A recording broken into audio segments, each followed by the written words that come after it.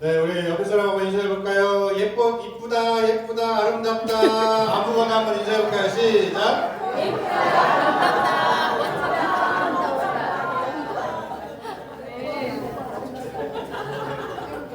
추워도 아름다운 우리 남자학교 선생님들이십니다. 추우면 추워서 예쁘고, 더우면 더워서 예쁘고, 시원하면 시원해서 예쁜 우리 남자학교의 그러한 눈으로 우리 서로를 바라봐 주시기를 간절히 바라겠습니다. 그래서 혹시나 오늘 화장하지 못하고 급하게 오시는 분들도 계시면 아내도 예쁘다 얘기도 좀 해주시고, 이렇게 말씀을 잘 해주셔서 우리가 서로 간에 함께 웃으면서 예배드리고 함께 친교를 나누는 그러한 시간을 갖기를 간절히 바라겠습니다.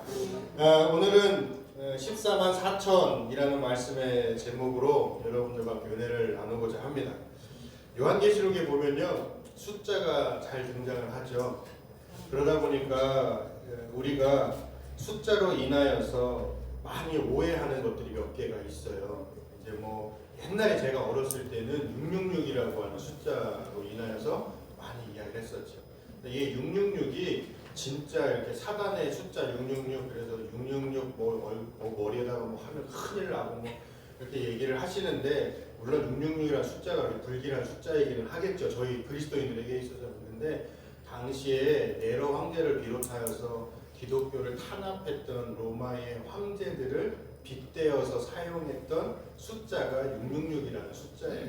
그래서 이런 어떤 비유적으로 나타내는 숫자들이 있었단 말이에요. 그 중에서도 오늘 말씀이 제목인 14만 4천도 우리들에게 있어서는 참 오해의 소지가 많은 숫자 중에 하나입니다. 많이는 들어봤어요. 14만 4천 명. 우리가 알고 있는 신천지라고 하는 이만희 교주가 있는 예수증거 장막성을 이름은 또 잘 져요. 신천지라고 하는 그런 곳에 자신들의 신도 수가 14만 4천 명이 모이면 새하늘과 새 땅이 시작되면서 자신들의 신도들만 구원받는다, 이렇게 이야기를 해요. 그래서 숫자에 집착을 하면서 잘못된 교리로 사람들을 속이는 행위이죠. 그래서 오늘은 이 14만 4천이라는 것에 대해서 한번 이야기를 좀 해보려고 합니다. 우리가 우선 전제해야 될 것이 무엇이냐면, 요한계시록에서 나오는 이 14만 4천이라는 숫자는 좀 전에 말씀드렸듯이 상징, 비유, 이것을 전제하셔야 돼요. 숫자 그대로 뭔가가 이루어진다라고 받아들이시면 안 됩니다. 숫자 자체가 의미 있는 것이 아니라 숫자가 상징하는 것이 무엇인지를 우리가 알아야 되는 거예요. 14만 4천을 이해하기 위해서는요, 7장만 보면요 사실 조금 이해하기가 어려워요. 어디서부터 봐야 되면 6장부터 봐야 14만 4천이 연결이 돼요. 6장에 보면요, 심판에 대해서 이야기를 하는데 6장에서 6개의 봉인이 떨어져요. 이제 7째 봉인이 떼어질 차례이고, 이제 그렇게 되면 하나님의 심판이 완성이 딱 되는 거예요. 그런데 7번째 봉인이 떼어지기 전에 요한이 다른 환상을 우리에게 보여주고 있고, 이것이 7장의 이야기예요. 6장에서는요, 마지막 17절에 보면 누가 이것을 버텨낼 수 있겠느냐, 이 하나님의 심판을 버텨낼 수 있는 사람이 없다, 이렇게 끝을 내지만 7장에서는 6개의 봉인이 하나하나 떼어질 때마다 일어났던 환상 중에서 어린 양을 따르는 사람들에게 일어난 일을 보여주는 거예요. 그러니까 심판 아래 있는 상황 가운데서 하나님을 믿고 예수 그리스도를 의지하고 있는 성도들은 어떻게 되고 있는지를 보여주고 있다는 것입니다. 1세기 말에 요한이요, 이 글을 읽는 그리스도인들을 바라봤을 때 극심한 환난 가운데 있었고, 이렇게 극심한 환난은 결국 사람들에게 빨리 종말이 왔으면 이러한 마음이 들 수밖에 없다는 것이죠. 예수님께서도 속히 올 것이다라고 이야기를 하셨는데 이상하게 더디게 오시고 계시니까요. 그래서 사실 환난 가운데 있는 성도들은 어린 양 대신 예수님께서 7번째 봉인을 다 떼어내고 빨리 마지막이 오기를 원했을 것입니다. 그런데 요한이 보여주는 것이 무엇이냐면 종말이 아니었단 말이에요. 교회의 모습을 보여주고 있다라는 겁니다. 교회는 하나님의 구원 역사가 일어나는 장소였고, 7장에서 보여주는 것은요, 환난 중에 있는 교회의 모습, 하나님께서 마지막까지 보호하고 계시는 교회의 모습을 상징하는 말씀이라는 것입니다.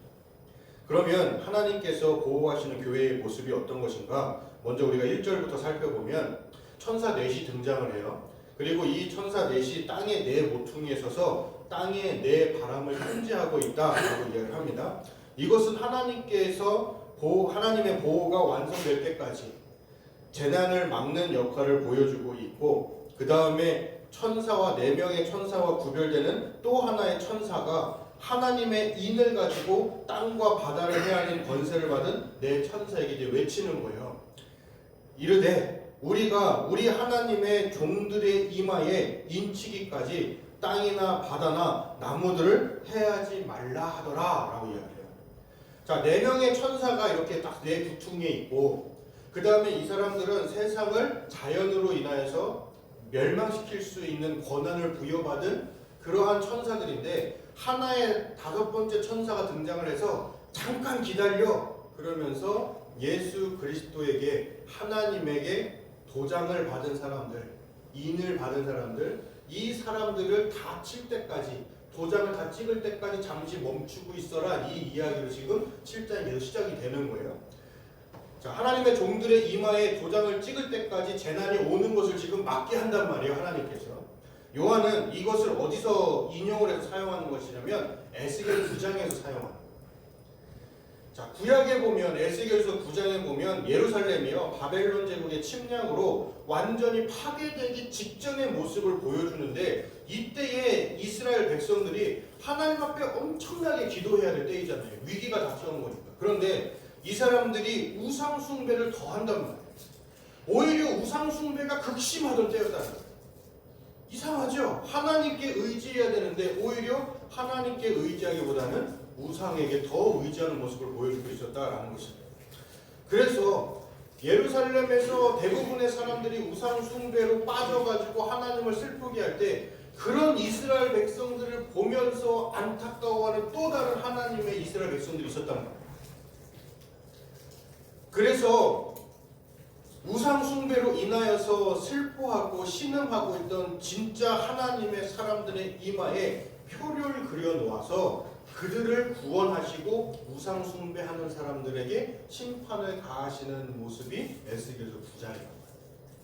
그러니까 지금 오늘 이 7장에서 지금 인을 찍기까지 기다리라고 하는 것은 하나님의 백성들, 심판 가운데서 보호를 받을 수 있는 사람들을 다 골라내기까지 너희들은 잠시 동안 하나님의 심판, 세상을 멸망시키는 힘을 잠깐 멈추어 두어라, 이렇게 이야기를 하고 있는 것입니다.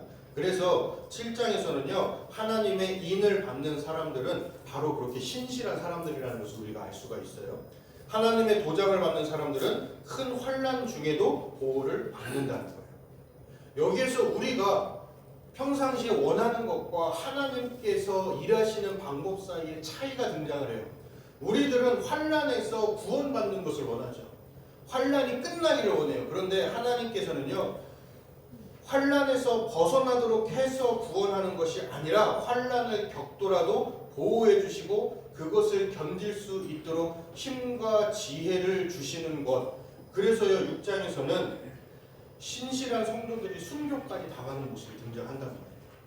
어느 때까지 저희들이 이렇게 기다리고 있어야 됩니까? 어느 때까지 참아야 됩니까? 부르짖고 있을 때에 하나님께서 말씀하시던 것이 아직 숫자가 차지 않았다는 거예요. 그러면서 7장으로 넘어오게 되는 것이죠. 요한이 이렇게 1세기 말에 극심한 환난을 겪고 있는 성도들에게 주는 위로의 메시지는 하나님께서 그 환난으로부터 구출해 주신다는 것이 아니라 환난을 견디는 힘을 주신다, 이렇게 이야기를 하는 거예요. 그것이 7장의 초반의 내용이라는 것이에요. 자, 그러면 이런 질문이 생길 수가 있죠. 아니, 그러면 왜 이렇게 신실한 성도들에게 왜 하나님은 극심한 환난을 허락하시느냐 이거예요. 그냥 환난을 안 겪게 하시면 더 좋잖아요. 성경에서 보면 이렇게 극심한 환난을 겪고 있는 성도들에게 하나님께서 그것을 허락하고 계시는 이유가 뭐냐면, 시련을 통해서 그 믿음이 진짜인지 가짜인지를 검증하는 시간이라는 거예요. 우리가 신앙생활을 할 때에 열심히 신앙생활 할 때 내가 잘 되고 내가 하는 일들마다 형통하면 우리는 얼마든지 하나님께 감사하고 하나님 앞에 기도할 수 있다라는 거예요. 그런데 사람이 진짜 하나님을 섬기는지 안 섬기는지 언제 드러나냐면 내가 엄청난 위기 가운데 빠지게 됐을 때, 그때 내가 무엇을 우선으로 두느냐에 따라서 내가 이제까지 신앙생활을 잘해왔는지 못해왔는지가 검증이 된단 말이에요. 위기가 닥치자마자 하나님 앞에 바로 엎드려서 하나님께 간구하고 하나님을 의지하고 그 가운데서도 자신의 삶을 지키는 하나님에 대한 감사가 나오는 신앙인들이 있는 반면에 일단 자기가 해볼 거 다 해보고 내 힘대로 일단 해볼 거 다 해봐요. 부탁할 것도 다 부탁해요. 그리고서 하다 안 되면 정말 아무 방법도 없으면 그때서야 비로소 하나님 앞에 나오는 사람들이 있고 어떤 사람은 그냥 하나님을 떠나버리는 사람도 있다. 그래서 이런 극심한 환난 가운데서 성도들은 훈련도 훈련이지만 자신의 믿음 생활에 대한 검증을 하나님께서 하게 계신다. 이것을 분명하게 이야기하고 있는 것입니다. 그 다음에 또 하나가 뭐냐면 극심한 환난은 사실은 누가 주는 거예요? 성도가 성도에게 환난을 주는 게 아니라 악한 세력이 성도에게 환난을 주는 거예요. 그들이 믿음을 떠나게 하기 위해서, 그들을 무너뜨리기 위해서.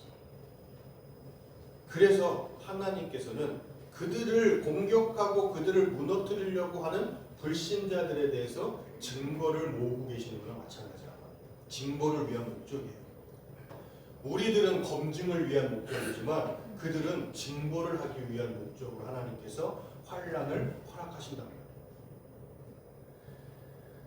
자, 그렇게 다시 돌아와서 환난으로부터 이제 그 견딜 수 있는 힘을 주시는데, 그런데 그 견딜 수 있는 힘을 받은 하나님의 인치심을 받은 숫자가 14만 4천 명 딱 이렇게 얘기해요.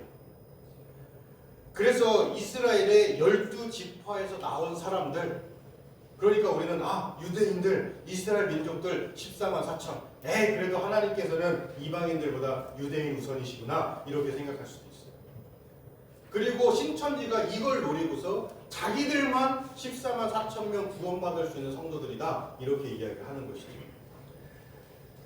그런데 말씀드렸다시피 이 숫자는 상징적으로 해석해야 된다고 말씀드렸잖아요.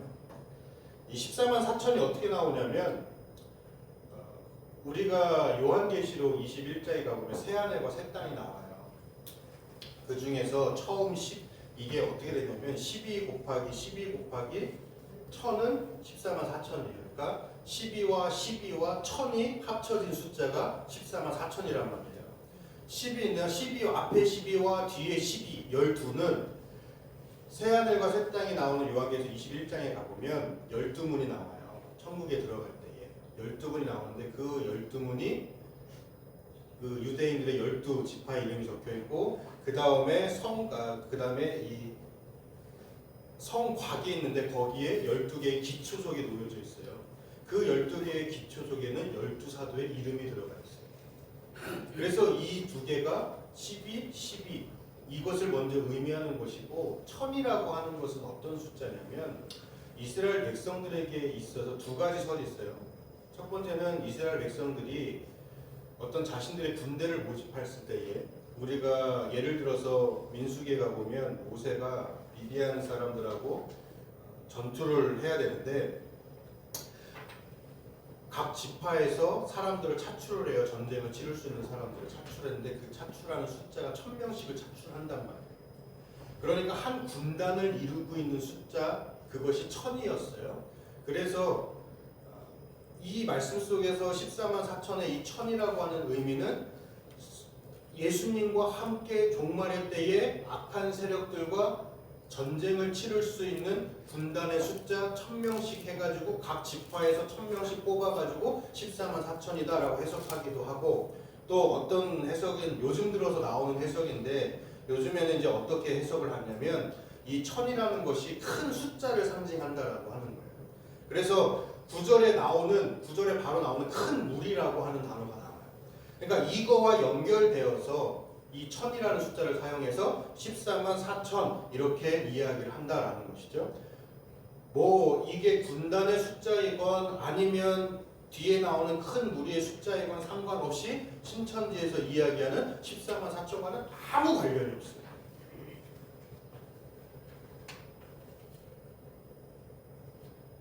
이것을 또 상징적으로 봐야 되는 이유가 또 하나가 무엇이냐면, 우리가 7장 5절에서 8절에 기록한 12지파의 명단이 쭉 나오잖아요. 이제 뭐 어디 지파에 1만 2천여, 무슨 지파 시므온에 1만 2천여, 요셉에 1만 2천여 이러면서 나오잖아요. 그런데 이 지파에서 구약에 나오는 12지파의 명단과 오늘 이 5절부터 나오는 12지파의 명단이 차이가 있어요. 구약에서 원래 12지파의 명단이 아니란 말이에요. 여기에 단지파도 빠졌고 에브라임 지파도 빠져 있어요. 거기에 요셉이 들어가 있어요. 그리고 므낫세가 등장을 하기도 한 거죠. 그러니까 유대인들의 정통적인 명단에서 벗어나서 새로운 명단을 제시하고 있다는 것이에요.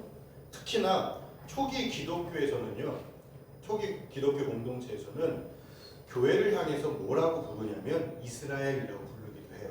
우리가 갈라디아서 6장 16절에서 이렇게 기록해요. 무릇 이 규례를 행하는 자에게와 하나님의 이스라엘에게 평강과 긍휼이 있을지어다. 바울이 교회를 향해서 하나님의 이스라엘이라고 부르기도 한단 말이에요. 그러니까 교회라고 하는 것은 이스라엘이라고 하는 민족의 연속선상에 있는 그러한 단어이기도 한단 말이에요. 그래서 14만 4천이라는 이 요한은 이 숫자를 들었고 그 다음에 7장 9절에서부터는 이것을 보았다라고 표현을 해요. 들은 거와 본 거, 들었는데 자기가 확인을 했다는 거예요. 증거로. 그래서 그 모습을 실제로 보게 되는데 요한의 메시지를 다 종합을 해서 해보면 결국 14만 4천이라고 하는 것은 아무도 셀 수 없는 커다란 무리, 그들은 각 나라와 족속과 백성과 방언에서 나온 사람들이고 유대인과 이방인으로 구성된 수많은 하나님의 백성들이 이 14만 4천을 의미한다는 거예요. 그러니까 딱 그 14만 4천 명 이게 아니라 교회를 통하여 예수 그리스도를 섬기고 믿고 의지하는 수많은 무리들, 여기에는 유대인도 있고 이방인도 있는 거예요. 이 예수님을 주인으로 삼는 모든 사람들을 통칭하는 숫자가 14만 4천이라는 거예요. 그래서 7장에서 사실은 우리가 중요하게 봐야 되는 이미지가 뭐냐면 이 14만 4천이라는 숫자를 봐야 되는 것이 아니라 교회에 속한 사람들에게 주어진 하나님의 인, 하나님께서 찍으시는 그 도장, 이게 중요하다고. 아까 말씀하신 대로 이 하나님의 인의 이미지는 에스겔 9장에서 나온 것인데, 그런데 더 들어가 보면 에스겔 9장에서 우상 숭배에 빠지지 않는 사람들의 이마에 하나님이 표를 그려 놓은 것은 또 어디서 가져온 것이냐? 출애굽기에서 넘어온 것이다. 출애굽기 12장에서 보면 하나님께서 처음 난 것들을 다 주시기 전에 이스라엘 백성들에게 이야기하죠. 어린 양을 잡아서 문설주에 다 바르면 내가 죽음의 사자가 패스오버, 건너간다는 거예요. 너희들 건너뛰어서 문설주에 어린 양의 피가 발라지지 않은 그 집에 들어가겠다. 결국 하나님 말씀 잘 믿으면, 잘 들으면 살고 안 들으면 죽는다는 거예요. 그래서 그렇게 해서 구원받았다라는 것을 에스겔 9장, 그 다음에 오늘 말씀 속에서 하나님의 인, 이 모든 것들이 다 하나로 연결이 돼가지고 하나님께 구원받는 것들을 다 표현해주고 있다. 그래서 9장의 9절에서 새로운 환상이었던 큰 모리의 모습, 이들이 이야기하는 것이 무엇이냐면 한 목소리를 다 크게 구원의 노래를 부른다. 하나님께서 아브라함에게 하셨던 약속이 있어요. 내가 너에게 큰 민족을 이루게 하겠다. 하늘의 별과 같이 바닷가의 모래와 같이 셀 수 없는 많은 민족을 이루게 하겠다. 이 약속의 성취가 지금 오늘 말씀 속에서 등장하는 거예요. 여러 족속, 백성, 방언, 민족들이 다 등장을 하는 큰 무리, 셀 수 없는 큰 무리, 그 무리들은 다 누구의 후손? 아브라함의 후손. 그러니까 우리가 요한계시록을 보면 창세기부터 시작해서 성경의 모든 부분이 하나로 쭉 연결돼가지고 결국은 요한계시록에서 나오는 환상들이 다 해석을 할 수 있게끔 하나님께서 그렇게 연결시키신단 말이에요. 그런데 이것을 뚝뚝 끌려내가지고 여기 있는 거 다 무시하고 이제까지 다 무시하고 요것만 콕 집어내가지고 14만 4천은 우리만 이야기하는 것입니다. 이야기를 하니 그것을 어떻게 사람들이 받아들일 수 있겠냐. 그리고 말씀드렸다시피 이미 그 사람들은 14만 4천이 넘었다라고 얘기를 해요. 안 오잖아요. 새하늘과 새 땅이 안 내려오잖아요. 이만희만 죽을까봐 걱정하잖아요. 지금 권력 아직 못 나눴는데 아직 살아있어야 되는데 권력을 좀 나누려면 새하늘과 새 땅은커녕 자기들 교세시키는 거에 급급한 사람들이 무슨 14만 4천을 가지고 해석을 하고 맨날 사진 찍으면 하얀색 말 타고 나와가지고 내가 예수라고 이야기해요. 무슨 예수가 그렇게 돈을 걱정을 하고 돈을 좋아해요. 예수님 살아계실 때 평생 말 한마디 말 하나도 타지도 않으셨는데 기껏 타셔야 나귀 하나 타셨는데 자기는 뭐라고 백마 탄 왕자처럼 다 늙어 빠진 노인이 백마 타고 사진 찍고 하는 거예요. 이단하면 무조건 다 백말 타고 사진 찍고 있고 저 북쪽 동네에 누구도 항상 백말 타고 사진 찍잖아요. 뭐만 하면 말 타고 있어. 왜 그럴까요? 다 요한계시록에서 나오는 거 가지고 사람들 현동하는 거예요. 경합해 보면 인침을 받은 14만 4천 명은 문자적인 이스라엘 12지파를 의미하는 것이 아니라 새 이스라엘 곧 교회를 상징하는 숫자랍니다. 이는 유대인뿐만 아니라 모든 이방인을 포함한 하나님 백성 전체 이 14만 4천에는 우리도 포함되어 있다. 그리고 이 인침은 성령님께서 그리스도 안에 거하시며 그들을 구원의 날까지 보증하는 것을 의미해요. 여러분들에게는 다 지금 이마에 도장이 찍혀있다. 하나님께서 도장에다가 찍어가지고 인주에다 찍어가지고 지금 여러분들 이마에다가 내꺼 이거 다 찍어놓고 계신단 말이에요. 네. 사단이 와가지고 아무리 공격을 해도 이 도장이 찍혀있기 때문에 사단이 못 뺏어간단 말이에요. 내가 이거를 들어서 막 어떻게든 지우려고 하지 않는 이상 하나님께서 도장 찍어놓은 내 것을 누가 건드리겠냐 이거예요. 하나님의 말씀. 심지어 심판이 계속되고 있는 그 와중에도 천사들에게 명령하셔서 내가 도장 찍을 때까지 너희들 기다리고 있어야 돼. 아직 조금 남아있어. 좀 더 기다려. 그러니까 그때까지 심판을 멈춰서라도 하나님을 믿는 백성들을 지키고자 하시는 구원하고자 하시는 하나님의 모습이 오늘 말씀 속에서 나오는 14만 4천의 의미랍니다. 아멘. 요한의 글을 통해서 당시 성도들은요 위로를 받았을 거예요. 모든 환난 속에서 자신이 어떻게든 믿음을 지켜나가야 된다 생각했고 어떻게든 내가 구원을 빼앗기지 않아야 된다고 생각하면서 하나님 언제 오세요? 예수님 언제 오세요? 이렇게 힘들어하고 있을 때 성령님께서 구원을 이루어 가시는 것이다. 너희들이 지켜내는 것이 아니라 성령님께서 너희들을 지킬 수 있게 지금 역사하고 계시다. 하나님께서 너희들에게 도장을 찍으셨으니 너희들은 절대 낙심하지 마라. 이 환난 곧 끝난다. 그리고 하나님께서 이겨낼 수 있도록 너희들을 돕고 계신다. 아멘. 그리스도인은 어떤 시험과 환난 가운데서도 하나님께서 자신을 기억하고 계신다는 사실을 붙들고 내 안에서 역사하고 계시는 성령님의 인도하심을 따라 승리가 보장되어 있는 사람들입니다. 성도들은 단순한 고난의 피해자들도 아닙니다. 그리스도의 속죄로 정결함을 입고 영원한 생명에 참여한 사람들입니다. 그리스도인들은 그리스도의 피를 실제로 믿고 받아들이는 사람들이고 그 속죄의 은혜에 깊이 젖어 들어가면서 살아가는 사람들입니다. 어떤 상황 가운데서도 하나님께서 주시는 평안을 누릴 수 있는 사람들, 그것이 바로 여러분들이라는 거예요. 아멘. 주님의 보혈은 그분이 우리를 얼마나 사랑하시는지를 증언하고 있고 우리는 그 사랑 안에서 오늘도 참된 안식과 평안을 경험을 할 수 있게 됩니다.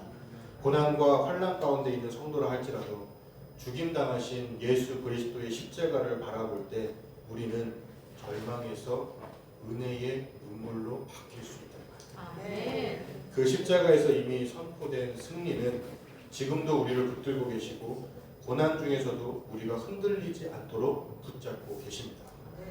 우리는 그리스도의 구속을 통해서 하나님의 백성, 하나님의 소유로 삼으신 사람들입니다. 하나님께서 우리를 위해 장막이 되어주십니다. 그러니 여러분 힘들 때마다 거울을 보시고 여러분들의 이마를 들추어내세요. 그리고 여러분들의 이마를 보면서 내 거라고 도장 찍혀있는 여러분들의 이마를 보이지는 않지만 이미 내 영혼의 이마 속에다 하나님께서 도장 딱 찍어놓고 계시니까 아멘. 그 이마 붙들고 여러분들의 믿음으로 모든 환난 가운데서 평안을 누리시기를 바랍니다. 하나님께서 이 정체성을 가지고 살아가는 이들은 반드시 구하시고 반드시 구원하실 줄로 믿습니다. 이 정체성을 가지고 이 땅에서부터 하늘의 복과 안식을 맛보고 누리며 살아가는 복된 남사교회 예배 공동체가 되시기를 주님의 이름으로 간절히 축원합니다.